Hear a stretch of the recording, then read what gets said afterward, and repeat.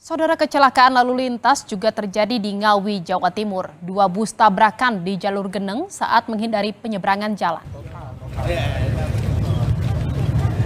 Kecelakaan terjadi ketika kedua bus, yaitu bus Sugeng Rahayu dan Eka yang datang dari arah berlawanan, diduga menghindari warga yang tengah menyeberang jalan. Hingga kedua bus saling bertabrakan. Korban luka dibawa ke RSUD Geneng dan juga RSUD Ngawi.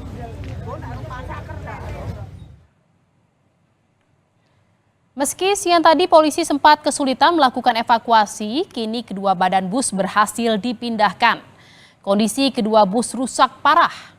Bus POEK rusak di bagian depan, sementara bus Sugeng Rahayu rusak di bagian atap. Setelah kecelakaan, kedua bus ini melintang di Jalan Raya Desa Tambak Romo, Kecamatan Geneng, Ngawi.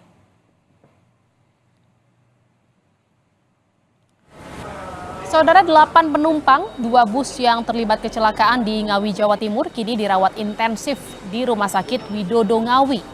Salah satu di antaranya masih tak sadarkan diri karena mengalami gegar otak dan dirawat di ICU. Sebagian lainnya mengalami patah tulang dan lecet di bagian tubuh karena benturan keras saat kecelakaan terjadi. Saya duduk di belakang, tahu-tahu ya memang agak kencang bisnya sumber itu, berwak gitu, akhirnya saya jatuh, masih dalam bis saya, tapi saya pingsan, sempat pingsan. Pingsan antara 1 menit sampai 2 menit lah.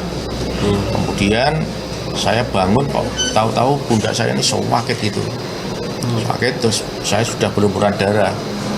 Ya ternyata kaca-kaca, banyak kaca yang pecah tuh, saya kena kaca itu. Akhirnya saya mau nggak mau saya harus berdiri, saya takut bisnya terbakar kan.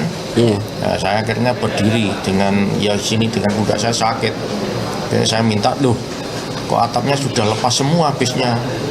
Terus mau nggak mau saya tahu banyak orang yang keluar dari itu bergelimpangan di jalan itu.